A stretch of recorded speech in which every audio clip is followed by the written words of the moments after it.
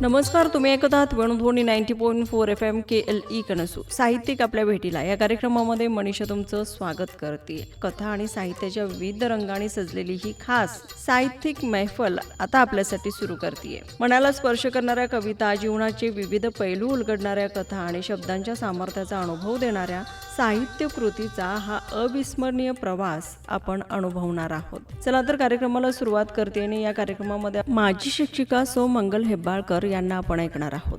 त्यांच्याच लेखनातील कविता आणि कथा त्या सादर करतायत. लगेचच कार्यक्रमाला सुरुवात करते. ऐकत राहा वेणुध्वनी 90.4 FM KLE कणसू. नमस्कार. सौ मंगल आर हेब्बाळकर, माजी शिक्षिका मी.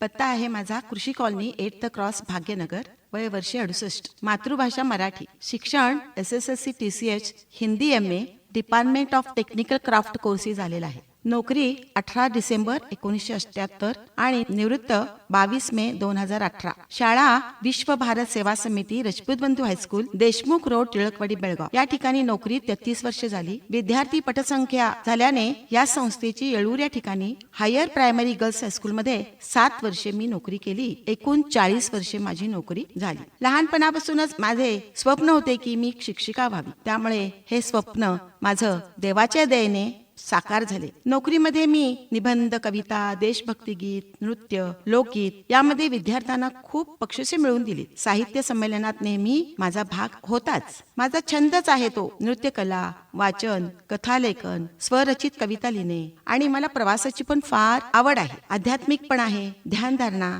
याचीही आवड आहे. निवृत्तीनंतर श्रीमती प्रतिभा आपटे मॅडम या ठिकाणी मी भजन शिकण्यास जाते. तसंच मंथन कल्चर सोसायटी, शारदोत्सव कार्यक्रमात निबंध, स्टेजवरील कार्यक्रम, भाग्यनगर महिला मंडळ, अनगोळ महिला मंडळ, कृषी कॉलनी महिला मंडळ यामध्ये मी सहभागी होते. राष्ट्रीय दिन, भगवद्गीता, मनाचे श्लोक पठण हे आमच्या मंडळामध्ये कार्यक्रम होत असतात. तसेच 8th क्रॉस महिला मंडळामधून जागतिक पुस्तक दिन, पर्यावरण दिन आताच आम्ही साजरा केलो. तसेच साने गुरुजींची पुण्यतिथी ही लहान मुलांनी तिथे साजरी केली. या कॉलनीमधील विद्यार्थ्यांचे अनेक कार्यक्रम श्रीमती उज्ज्वला आणि काकडे सरांच्या वतीने भरपूर प्रमाणात केले जातात. यांची आम्हाला नेहमीच पाठबळ असते. नियमित वाचन, कथा लिहिणे, आत्मवृत्त, निबंध, स्वरचित कविता करणे यात मी अतिशय मग्न असते. आता मी स्वरचित केलेल्या कविता म्हणते. आणि गणेश वंदन, कुठल्याही कविता म्हणताना आपण पहिल्यांदा सुरुवात करतो ही गणेश वंदनाने.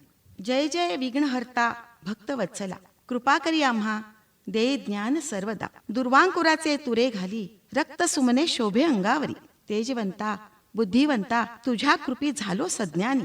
ना भूक ना तहान, फक्त लागली आस तुझी.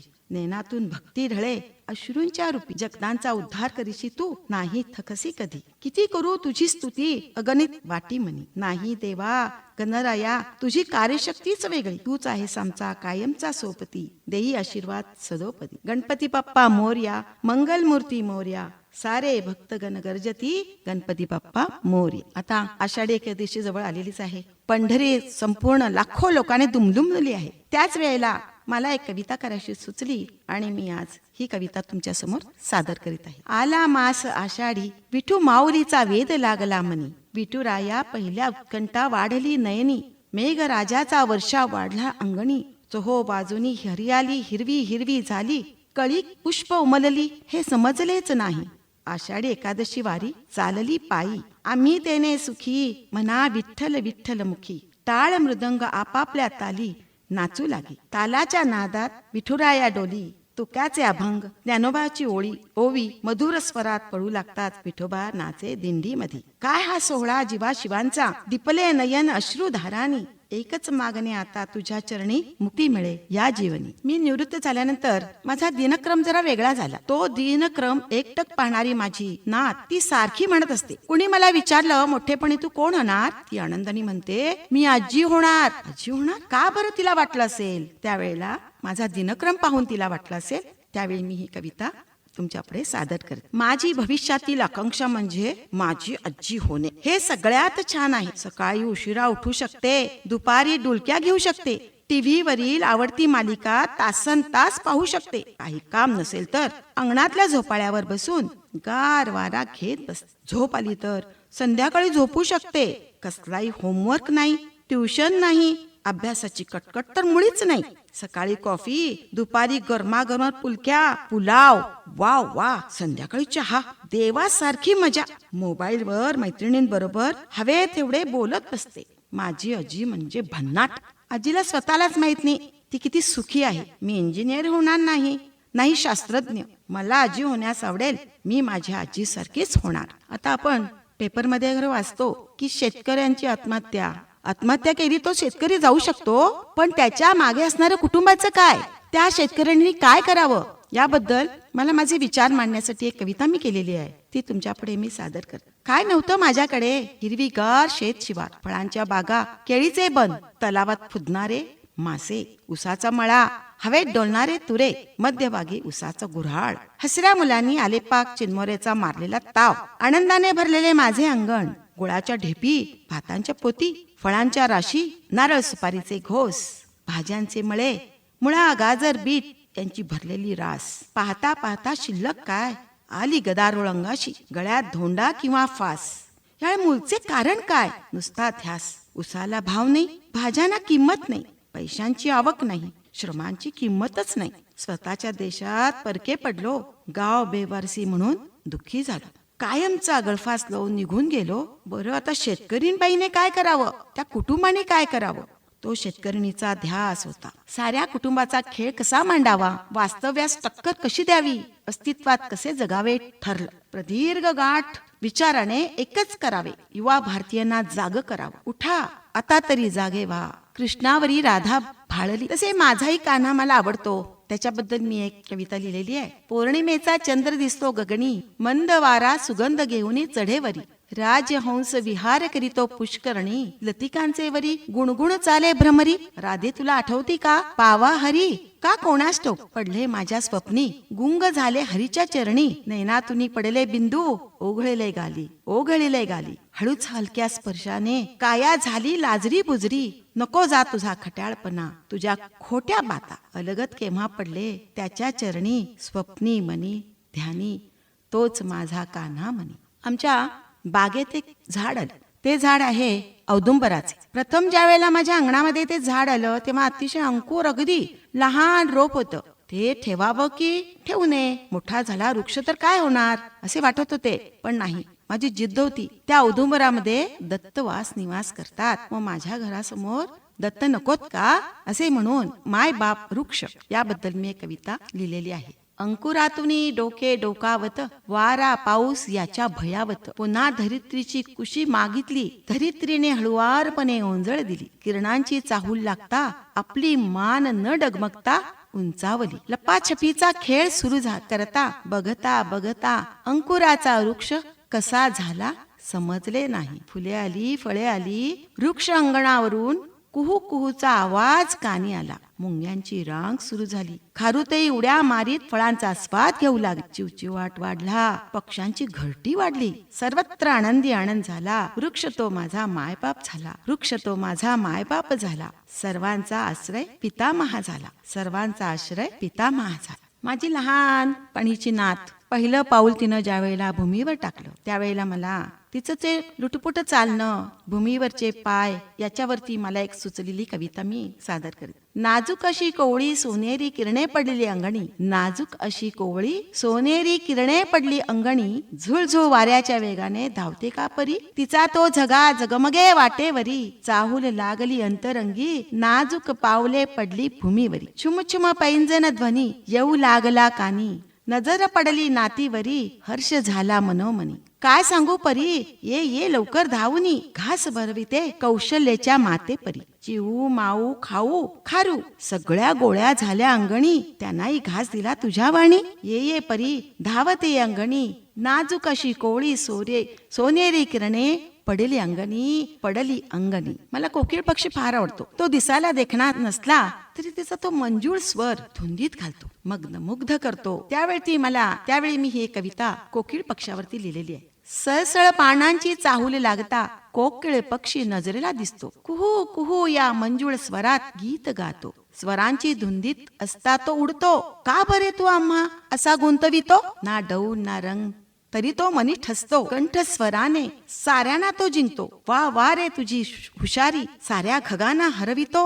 आलापाने गान कोकिळा ही पदवी मिळता साऱ्या दुनियेनी टाळी पिटली. खरंच तुझी स्तुती आम्हा पामरांना लाजवी, आम्हा पामरांना लाजवी. आता हिंदी माझी आवडती सिनेतारका रेखाजी हिचे पिक्चर आले की मी लहानपणापासून म्हणा किंवा पाहायची मला फार आवड. आता टीव्ही आहे, पहिला टीव्ही नव्हता, पण ज्या वेळेला मी रेखाचा पिक्चर आला की माझ्या मनामध्ये वाटायचं आपण जाऊन पिक्चर पाहावा, तिला पाहावं, तिचं सौंदर्य न्याहाळावं, ती कशी ऍक्टिंग करते तसं अनुकरणही आपण करावं असे मला वाटायचे. मला नृत्याची आवड आहे, छंद आहे, आणि त्यावेळेला तिचं ते नृत्य पाहून मी घरी येऊन आरशासमोर नृत्यही करत होते. लाजत नव्हते बरं का, कारण रेखाजी ही सिनेतारका रेखाजी आहे. तिच्याबद्दल मी हिंदीमध्ये एक कविता लिहिलेली आहे. रेखाजी हो रेखाजी तुम्हें देखते ही तुम्हारी अदा मुझे लुभाती. तुम्हारी चाल मोरनी की तरह, डौल तो कबूतर की तरह, आवाज तो कोकिल तरह, इतनी खूबसूरती की हाय चांदनी भी शर्मा जाए. आपकी नजर तो सभी जवानों को प्यारी लगती. दिल के कोने में सदा रहती. आंखों की मस्ती में जादूगरी लगती. परी कैसी मिली सारी बातें, कहाँ से किसी को ढूंढने पर न मिले तुम्हारी ख्वाब. आपका जीवन सुखमय कमल की तरह तरंगों में रहे. एवरग्रीन ये उपाधि मेरी तरह से मिले. उम्र तुम्हारी हमेशा ऐसी ही रहे. रेखाजी ओ रेखाजी तुम्हें देखते ही तुम्हारी अदा मुझे लुभाती लुभाती लुभाती. आता चैत्र गौर, आता गणपती झाला, विठोबा झाला, मग आपली गौरच रागवेल ना माझ्यावरती. आम्ही गौर सजवतो, मग गौरीबद्दलही आपण काहीतरी थोडी विचार करावा, म्हणून मी एक चैत्र गौरी बद्दल एक कविता मी रचली आहे. गौर सजली सारी धांदल उडाली. साऱ्या मैत्रिणी सौभाग्याचे वरदान मागती आणि म्हणती आम्ही सहकार्याने जगू जीवनी. देई प्रेरणा सर्वांना तुझे स्मरण. पिंगा घालती गौरीचा उदो उदो करती. गौरीचा उदो उदो करीती. गौरीचा हा सोहळा भाग्यनगरी मंगल राम निवासी. पन्ह कोशिंबिरीवर ताव मारती. गौरी समोर झुम्मा फुगडी घालीत आशीर्वाद मागती. चैत्र गौरीला हवं ते सर्व देती भक्ती प्रेमाने. हाताच्या ओंजळीनं एकच वरदान दे. आई माते सौख्य आरोग्य शांती समाधान या निवासस्थानी दे. गौर समाधानी हसत हसत आशीर्वाद देती. कौल दिला फुलांचा प्रसादानी. झिम्मा फुगडी घालता साऱ्या ललना आनंदात डुबत राहत. चैत्र गौर आली एकाच सुरात पिंगा घालती. आता कविता वाचून तुम्हाला आनंदी झाला असेल, तसंच आता मी एक स्वरचित मी कथा केलेली आहे. ही कथा करण्याचा उद्देश काय किंवा ही मला कथा सुचली कशी याबद्दल मला एक दोन शब्द सांगायचे. आम्ही राहतो कृषी कॉलनी भाग्यनगर. भाग्यनगरच्या लोकांना सगळ्यांना माहितच असेल की दारोदारी आमच्याकडे फळवाल्या विक्रीसाठी येतात, फळं घेऊन येतात. तशीच एक स्त्री आमच्याकडे फळं घेऊन येत होती. तिचा तो लांब सडक बांधा छान गोरीपान नाजूक आणि फळाची टोपली तिच्या डोकीवर आणि कंबरेवर तिचं छोटं बाळ होतं. ती अशी यायची आणि माझ्याकडे थांबायची आणि फळे मला द्यायची. जितकी फळे आहेत तेवढी मला दे म्हणून मी सगळी टोपलीतली फळं तिची घेत होते. मला तितकी लागत नव्हती, पण ते बाळ आणि तिला पाहून मला अत्यंत श्रम करते ती बाई. ऊन नाही, तहान नाही, भूक नाही, अशा वेळेमध्ये ती येऊन एवढी भरलेली टोपली डोकीवर ठेवून कमरेत बाळाला घेऊन येते. त्यामुळे मला तिच्याबद्दल फार आदर वाटायचा. आणि अशाच वेळी एक दिवस मी आजारी पडले. सगळी आमच्या घरातील नवरा मुलं आपापल्या कामाला गेली होती आणि मला उठायला होत नव्हतं. जरा ताप आला होता आणि ही नुकतीच माझ्या घरात समोर आली. बाई फळं घ्या फळं. माझी तिची तशी मैत्री जमली होती. मी म्हटलं अगं बाई मला उठवत नाहीये, ही फळं ठेव. अहो आंटी काय झालं तुम्हाला? इतक्या बोलता सवता माझी बुट्टी सुद्धा हाताने उचलून ठेवता. आणि काय झालं? नाही ग मला जरा बरं नाहीये असं म्हणताच तिनं बुट्टी खाली ठेवली. आपल्या बाळाला एक पोत्यावरती झोपवलं आणि म्हणाली आंटी रागवत नसाल तर चहा वगैरे घेतला का तुम्ही? नाही ग मला जरासा चहा हवाच होता. तू विचारलंस बरं केलंस. मग मी तुमच्या स्वयंपाक खोलीमध्ये जाऊ शकते? हो जा की. आणि तिनं मला सुंदर फर्स्ट क्लास चहा दिला. इतका घोट घेताच मला तिच्यामधलं असलेलं प्रेम जिव्हाळा त्या चहामध्ये दिसला. अशी होती ती फळवाली. मग त्याच्यावरून मला एक कथा सुचली. मला आवडच आहे कथा करण्याची. म्हटलं आपण एक कथा करूया. या कथेचं नाव आहे फळ आंटी. यशोगाथा सोसायटी सासवड पुणे. ही सोसायटी तशी जुनीच 30 वर्षे झाली. या सोसायटीमध्ये A to P सदनिका प्रत्येक 5 मजली. यातील रहिवासी अत्यंत साधे विचारप्रेमी सकारात्मक एकजुटीने राहणारे. त्याच्याच बाजूला जुने एक काळ्या कौलारूचं घर होतं. त्यामध्ये एक जोडपे राहत होते. रामूदादा आणि फळ आंटी म्हणजे सुशीला अशा नावाने त्यांना ओळखत. रामूदादा हा खासगी प्रायमरी शाळेत शिपायाचं काम करीत असे. सुशीला फळंटी सोसायटीमध्ये जाऊन फळे विकत होती. सुशीला नावाप्रमाणे सुशील, देखणी, सड पातळ बांधा, पाठीवर काळेभोर केसांची लांब सडक वेणी, त्यावर नेहमी गजरा. 10वी पर्यंत शिक्षण झाले होते. रामूदादा सुशीला पहाटे 4 वाजता उठून फळांच्या मुख्य बाजारपेठेत ताजी तवानी फळे आणायची. सोसायटीतील प्रत्येक घरात या फळांची मागणी असायची. सुशीला दररोज डोक्यावर मोठी टोपली घेऊन फळे विकायची. सकाळचे 8चे ठोके पडले. तोच नंदूताईंच्या घराची बेल वाजली. नंदूताईने मनाशी पुटपुटत सुशीलाच असेल असं म्हणत दार उघडलं. टोपलीतली ताजी सफरचंद 6, दादांसाठी मोसंबी, पाव किलो द्राक्षे नंदू मावशीच्या टेबलावरील बुट्टीत ठेवली. 225 रुपये हिशोब सांगून लगबगीने सुशीला समोरच्या घरात माई आजीकडे गेली. माई आजीचा दरवाजा उघडाच होता. टोपलीतली 4 मोसंबी काढली आणि लागल्या हाताने ज्यूस तयार केला. माई आजीच्या ग्लासमध्ये तो ओतला आणि माई आजीला पिण्यास दिला. थोडा वेळ गप्पा मारल्या. व्हीलचेअरवर तिला गॅलरीत थोडं नेलं. तिथून सोसायटीमधील गणपती मंदिरामधील घंटा वाजली. माईने गॅलरीतूनच गणपतीला नमस्कार केला. शुद्ध हवा मिळाली असे म्हणत थोड्या इकडच्या तिकडच्या गप्पा झाल्या. तोच कामाची शेवंता माईकडे आली.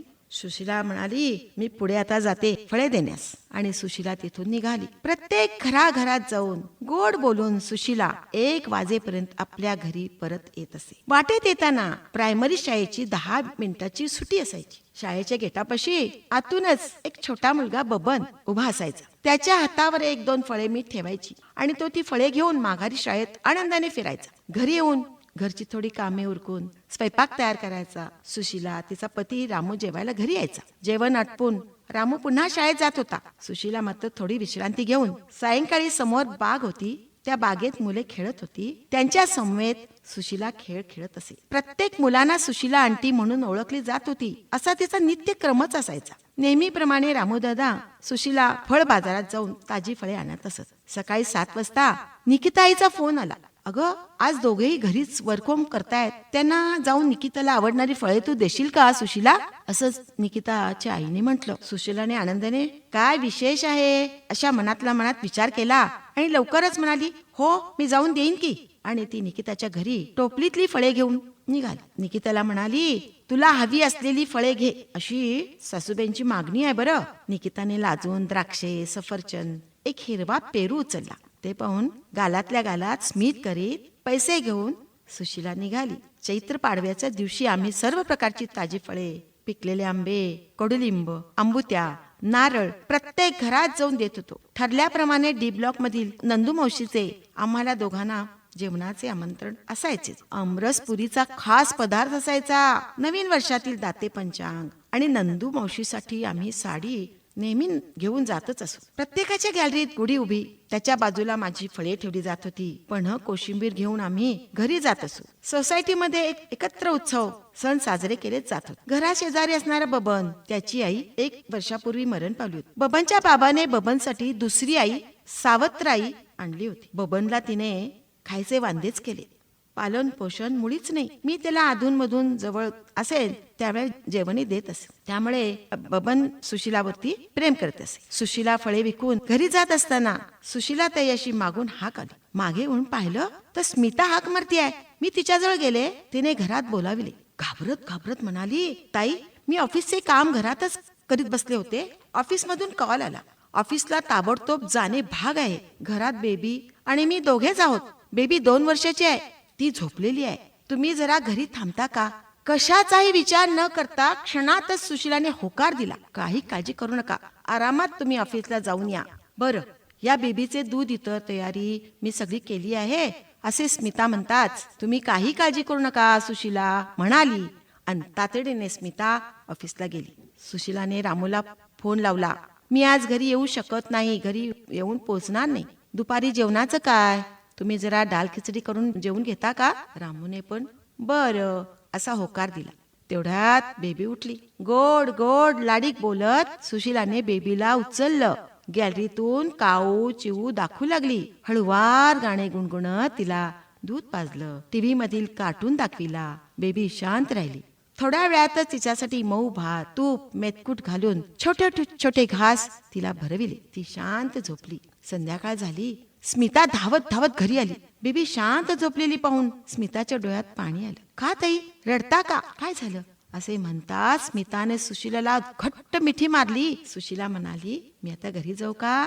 असे म्हणत सुशीला तिथून निघाली. घरी आली. रामूने गरमागरम चहा बनवला होता. दोघांनीही चहा बिस्किटे खाल्ली. सकाळीच केलेल्या 2 भाकऱ्या होत्या. पिठलं केलं आणि लवकरच जेवण करून ते दोघे झोपी गेले. बरं, श्रावण महिना सुरुवात झाली. फळे, फुले, नारळ यांची मागणी वाढू लागली. श्रावण 2रा शुक्रवार वरदेवीचा. या दिवशी सोसायटी हॉलमध्ये देवीची आरास झाली. फळे फुलांनी देवी सजली. तशा सोसायटीतील कन्या स्त्रियाही उत्साहाने पूजेत भाग घेऊ लागल्या. आज सर्वांना सुशीलाने फ्रूट सॅलेडचा बेत केला. प्रत्येकाने याचा स्वाद घेतला. कन्यापूजन झाले. देवीची गाणी, भजन झाले. हा सोहळा फारच छान झाला. चला, पुढच्याच महिन्यात गणपतीचे आगमन होणार होते. यंदा गणपती चतुर्थीचा रौप्य महोत्सव होता. या सोसायटीत 25 वर्षे पूर्ण होणार होती. फारच धमाका, जय्यत तयारी. ढोल, ताशे, काठी, रांगोळ्या, निबंध स्पर्धा, आरती स्पर्धा, अशा अनेक स्पर्धा.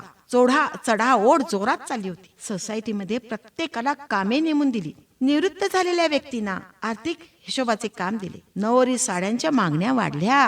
पाहता पाहता गणेशोत्सव दिन उजाडला. प्रत्येकाने सकाळी आपल्या घरात मकरमध्ये वाजत गाजत गणपतींना बसविले. सुशीला आंटीने फळांच्या राशी आणल्या. प्रत्येकाच्या गणपती समोर ताजी तवानी रसभरीत फळे ठेवली गेली. मोदक, पुरणपोळीचा स्वाद, पंचखाज नैवेद्य ठेवला. आरती घंटानाद वाजू लागला. गजानन देवाचा सोहळा आगळा वेगळा भक्ती रसात डुंबला. दुपारचे भोजन घेऊन थोडी विश्रांती घेऊन सगळी मंडळी मंडपातील गणेशोत्सवात सामील झाली. स्त्रियाही एकापेक्षा एक नऊवारी साडी, नाकात नथ अशा होऊन तयार झाल्या. ढोल, ताशे, लाठ्या काठ्यांचे खेळ खेळण्यास सज्ज. इतक्यात मोठ्या प्रवेश गेटातून ॲम्ब्युलन्स सायरन वाजला. सगळेच थबकले. कोठे आली? कोणाच्या दारापाशी उभी राहते? म्हणतच त्या गाडी मागून लोक धावू लागले. डी ब्लॉक समोर गाडी थांबली. माई आजीला सुशीला रामूदादाने इतर शेजाऱ्यांच्या बरोबर बाहेर आणलं. विचारपूस सुरू झाली. सुशीला ताईने सांगितले, माई आजीला श्वास घेण्यास जरा जड वाटत होते. तातडीने मी ॲम्ब्युलन्स मागवली. असे म्हणतच गाडीत चढून रामूदादा, सुशीला गाडीत बसले. ॲम्ब्युलन्स गाडी मागून आपापल्या गाड्या घेऊन लोक निघाले. दवाखाना भरला. फोनवर फोन वाजू लागले. डॉक्टरांनी माई आजीला नीट तपासलं. ब्लड प्रेशर नॉर्मल, शुगर मुळीच नाही, पाणी शरीरात कमी अभाव, यामुळे श्वसनास जरा त्रास होतो. ऑक्सिजन लावला. 2 सलाईन बाटल्या लावल्या. थोड्या वेळातच माई आजी फ्रेश झाली. आनंदाने सर्वांशी बोलूही लागली. सर्व लोक रूम समोर उभेच होते. हे पाहून डॉक्टरांनी उद्गार काढला, अरे, पैशापेक्षा माणसं मिळवणारे लोक इथे आहेत. वा, छान छान. पर आता दोघं जाऊन पेशंटला पाहू शकता. सर्वांना आनंद झाला. सर्वांनी प्रथम गणपतीचेच आभार मानले. माई आजीने डॉक्टरांना घरी जाण्याची अनुमती मागितली. सर्वांनी पण मागितली. मी आजींना घरी सोडतो, त्याबरोबर आमची एक परिचारिका तुमच्या बरोबर पाठवत आहे. चालेल? हो चालेल, असे म्हणून पुन्हा माई आजी घरी आल्या. माई आजीचे नातेवाईक जमा झाले. माई आजीचा मुलगा सून अपघातात मरण पावले होते. फक्त त्यांचा नातू जयंत हा अमेरिकेत होता. त्यालाही कळवलं गेलं होतं. त्याचा सारखा कॉल चालूच होता. त्यांनी सोसायटीतील सर्व लोकांचे तिथेच आभार मानण्यास सुरुवात केली आणि मी आजच निघत आहे असा संदेशही दिला. गणपती बाप्पा मोरया गरजेतून मंडपातील गणपतीचे आगमन होऊ लागले. ढोल ताशे, काठ्यांचा खेळ, नाच गाणी, आनंदाने स्फूर्तीने गणपतीचे स्वागत होऊ लागले. मंडप सजला. मोठमोठी ताजी तवानी वेगवेगळी फळे गणपतीच्या बाजूला ठेवली. नारळ ठेवले. फुलांचे हार, मोगरी माळा घातल्या. दुर्वाजुडी वस्त्र घातले. गणपती सजला. हे सर्व मोठ्या डोळ्याने आनंदाने सुशीला पाहत होती. आपण दिलेली फळे जणू आनंदाने हसतायत, बोलतायत असा तिला भास होत. अशा आशेने ती एकटक त्या फळांच्याकडे गणपतीकडे पाहत होती. आरती झाली. नैवेद्य दाखविला. सर्व पुन्हा गजाननाचे आभार मानले आणि घरी परतले. गणपती जवळ गर्दी वाढत चालली. अरे बाबा, नवसाचा गणपती सर्वांना वाटू लागला. सोसायटीचे अध्यक्ष, उपाध्यक्ष, मंडळ लोकांची चर्चा चालली. तोच मांडवासमोर एक मोठी गाडी थांबली. यातून जयंत उतरला. तो थेट गणपती बाप्पाच्या समोर येऊन उभा राहिला. अक्षरशः ओक्सा बोक्षी अश्रू ढाळू लागला आणि गणपती बाप्पा आभार मानू लागला. सर्व लोकांनी जयंतला ओळखलं. त्यांनी सर्वांना नम्रतेने हात जोडले. जयंतानी सर्व आपल्या सोसायटीतील लोकांना नम्रतेने हात जोडले, त्यांचे आभार मानले. तुमच्यामुळे माझी आजी वाचली. ताबडतोब तिला हॉस्पिटलमध्ये नेलं, इलाज केला. मी भाग्यवान ठरलो. माझी आजी मला परत मिळाली. असे म्हणत त्यांनी अध्यक्षांच्या हातात 2 लाखाचा चेक मंडळासाठी म्हणून देणगी दिला. सर्वांनी आश्चर्य वाटलं. माई आजीचे नशीब, असा नातू अमेरिकेतून धावून आला, बाप्पाचे आभार मानले आणि हातात 2 लाखाचा चेक दिला. धन्य आहे बाबा, धन्य आहे भगवंता, धन्य आहे. अशी मुलं मिळायचं धन्य आहे. माझी माई आजीकडे जयंता घरी पोहोचला. माई आजीला मिठी मारली, तिचे पाय पकडले आणि रडू लागला. जवळच सुशीला, रामू दादा उभेच होते. त्यांची नजर या दोघांकडे गेली. त्यांनी त्या दोघांचे मनपूर्वक जयंतने आभार मानले. जयंत येणार म्हणून सुशीलाने त्याच्या आवडीच्या स्वयंपाकात सगळे काही पदार्थ बनवले होते. जयंता व आजीचा निरोप घेऊन दोघेही घरी परत. मंडळात स्पर्धा झाल्या. त्यांची बक्षिसे देण्याचा कार्यक्रम ठरला. जयंताच्या हस्ते बक्षीस द्यावं असा ठरावही झाला. ठीक 4 वाजता बक्षीस समारंभ सुरू झाला. आदराने जयंतला व्यासपीठावर बोलावलं. भारती कॉलेजचे प्रिन्सिपाल श्री गोविंदराव कुलकर्णी यांना अध्यक्षस्थान दिले. प्रथम क्रमांक मुग्धा कुलकर्णी रांगोळी स्पर्धेत प्रथम म्हणून टाळ्यांचा गर्जना झाली आणि त्यात जयंताच्या हातात बक्षीस देण्यात आले. समोरून मुग्धा येत होती. जयंतने पहिल्या नजरेतच मुग्धाला ती आवडली. पण तिचे रूप लोभस चेहरा त्याला भावला. तो पाहतच राहिला. बक्षीस घेण्याजवळ येताच आपल्या हाताने तिला बक्षीस दिलं. ती मुग्धा लहानपणाची आठवली. एवढी मोठी झाली, किती सुंदर, वा वा असे त्याला वाटले. मनातच तो पुटपुटला. बक्षीस समारंभ संपला. मुग्धाने भाषणात जयंताचे आभार मानले. आपल्या मंडळाला रौप्य महोत्सवाला 2 लाखाची देणगी यांनी दिली, त्यामुळे सर्व सोसायटीच्या वतीने मी या जयंतांचे आभार मानते असे म्हणून कार्यक्रम संपविला. जयंत घरी आला. त्याच्या समोरील मुग्धा काही जाऊ शकेना. तिचाच विचार येऊ लागला. सकाळ झाली. नेहमीप्रमाणे फळ आणती सुशीला फळे घेऊन जयंताच्या घरी आली. माई आजीला ज्यूस करून दिला. जयंताने फळ आणती सुशीला ताई पुढे मुग्धाचा विषय काढला. सरळ म्हणाला, मला मुग्धा आवडली. सुशीला ताई, आपला विचार तिच्याशी विवाह करण्याचा आहे. ताई, तू त्यांच्या घरी माझ्याविषयी बोलणं काढशील का? तू त्यांना चांगलं ओळखतस ना? हे ऐकून माई आजी आनंदित झाली. सुशीला, तू कांता काकू पुढे हा विषय बरं काढ. सुशीलाही आनंदित झाली. तिनेही होकार दिला. चक्क दुसऱ्या दिवशी सकाळी कांता काकूंच्या घरी सुशीला गेली. फळे दिली आणि कांता काकू पुढे जयंताचा विषय काढला. संस्कारमय मुलगा आहे तो. त्याला आपण लहानपणापासून पाहिलंय, ओळखतोय. सर्व काही ठीक आहे असे कांता काकू म्हणाल्या. पण सांगू का सुशीला, पहिला प्रथम आपण मुग्धाला विचारायला हवे. विचारा मुग्धाला. तसेच गोविंद दादांनाही सांगा हा, असे म्हणून सुशीला तेथून निघून गेली. मुग्धालाही जयंत आवडला होता. तो गोविंद काकू यांनी माई आजीची आजाराची विचारपूस कराव्यास ते दोघेही आले. जयंत आणि मुग्धा यांचा थोडा विषयही काढला. कुंडली जमली. दोघांकडील पाहुण्यांचा होकारी आला. साखरपुड्याची तारीख ठरली. सोसायटी हॉल बुकही झाला. साखरपुड्याचा दिवस उजाडला. दोन्हीकडील परिवार जमला. सोसायटीतील मंडळी जमली. सुशीला, रामू दादाही आले. स्टेजवर मुग्धा, जयंता आले. एकमेकाच्या बोटात अंगठी घालण्याचा कार्यक्रम, साखरपुड्याचा कार्यक्रम झाला. साखर सर्वांना वाटली. सर्वांनी त्यांना शुभेच्छा दिल्या. एका कोपऱ्यातील खुर्चीवर सुशीलाताई, रामू दादा बसले होते. तेथे जयंताची नजर गेली आणि त्यांनी सुशीलाला ताई अशी जोरात हाक मारली. दोघे स्टेजकडे गेले. हातात सुशीलाने आणलेला पेढ्याचा बॉक्स उघडला.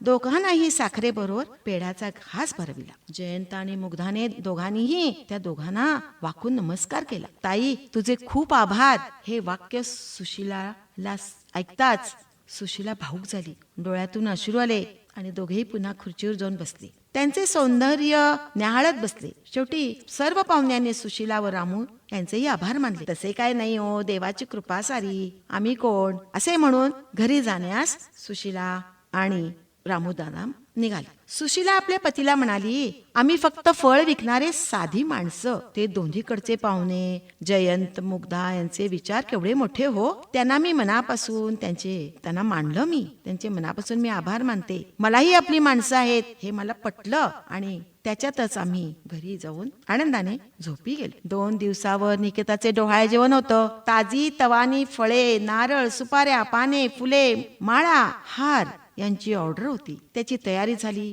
सोसायटीचा हॉल सजविला. दोघांनीही बसण्या एवढा झोपाळा सजविला. निकिता आनंदाने नटून थटून हॉलमध्ये आली. ती स्टेजवर येण्याआधी ताजी फळे, आंबा, पेरू, सफरचंद, द्राक्षे, संत्री, केळी अनेक रसभरीत फळे सजवून सुशीलाने ठेवली होती. हार ठेवले होते, मोगरीच्या माळा ठेवल्या होत्या, गोड धोड पदार्थ ठेवले होते. प्रत्येकाची नजर निकितावर खेळली होती. नाच, गाणी, ओटी भरण्याचा भारदस्त कार्यक्रम झाला आणि स्वादिष्ट भोजनही झाले. निकितेच्या आईच्या मैत्रिणीने विचारलं, अशी रसरशीत मोठी ताजी फळे तू कुठून आणलीस? मला ही पुढील आठवड्यात माझ्या मुलीचे डोहाळे जेवण करायचंय. त्यावेळी जवळच उभ्या असणाऱ्या सुशीलाची निकिताच्या आईने ओळख करून दिली. तिला ऑर्डर द्या असे म्हणताच तिच्या मैत्रिणीने म्हटलं, माझ्या गाडीतून तुम्ही फुले फळे घेऊन या, मी तुम्हाला पत्ता पाठव, गाडी पाठवते असे म्हणून तोही कार्यक्रम आनंदाने पार पाडला. माझी फळे प्रसिद्ध होऊ लागली, त्यामुळे माझेही नाव मोठं झालं. रात्र झाली, शांत झोप लागली होती. ती मोठ्याने रडण्याचा आवाज येऊ लागला. बबनचा आवाज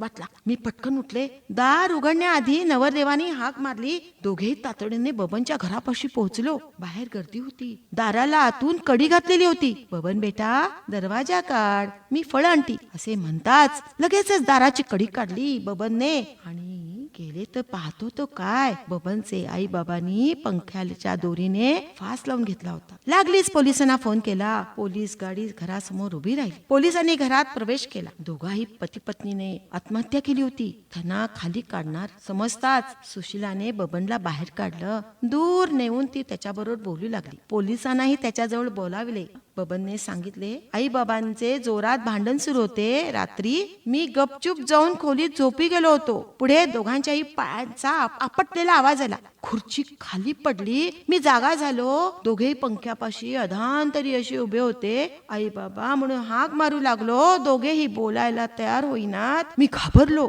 मोठमोठ्याने रडू लागलो.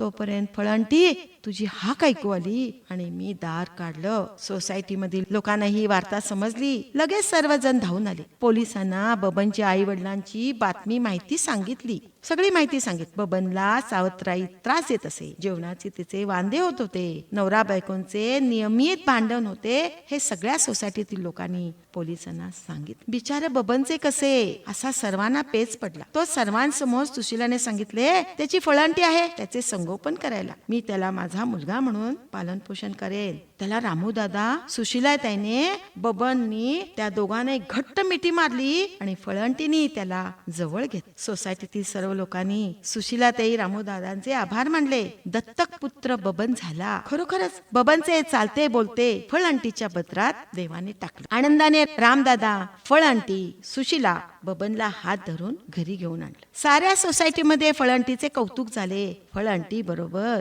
परोपकार स्त्री ठरली. सोसायटीच्या भव्य हॉलमध्ये बबन हा रामदास गोविंद जोशी, सौ सुशीला रामदास जोशी यांचा दत्तक पुत्र बबन रामदास जोशी म्हणून झाला. असे सोसायटीतील सर्व लहान थोर मंडळांनी त्यांचा सत्कार केला. सत्यनारायणाची पूजा ठरली. त्या तिघांनाही अनमोल बक्षिस दिली. आई आजीने सुशीलाला सोन्याची नथ भेट दिली. मुग्धा जयंतानी सुशीलाताईंना पैठणी साडी, रामूदादाला पॅन्ट शर्ट आणि बबनला सोन्याची चेन गळ्यात दिली, गळ्यात घातली. भरभरून सर्वांनी प्रेम दिलं. सत्यनारायणासमोर ठेवलेली फळे त्यांनी कुटुंबालाही आशीर्वाद दिला. सदा सुखी राहा. परोपकारी स्त्री फळंटी, सुशीला, तुला बबन हामी फळाच्या रूपात पदरी टाकला. कथा संपली. बरं, तुम्हाला कथा आवडली असेल तर मी तुमचे आभार मानते. ही कथा एकदा तुम्ही ऐका. धन्यवाद. हा होता आजचा साहित्यिक आपल्या भेटीला हा कार्यक्रम, ज्यामध्ये आपण माजी शिक्षिका सौ मंगल हेबाळकर यांना ऐकलं. साहित्य हे आपल्याला केवळ मनोरंजनच नाही तर जीवनाकडे पाहण्याची एक नवी दृष्टीही देतं. तर पुन्हा एका नव्या साहित्यिकासह भेटूया पुढच्या कार्यक्रमामध्ये. पण तोपर्यंत तुम्ही एकत्र वेणुध्वनी 90.4 FM KLE कणसू. नमस्कार.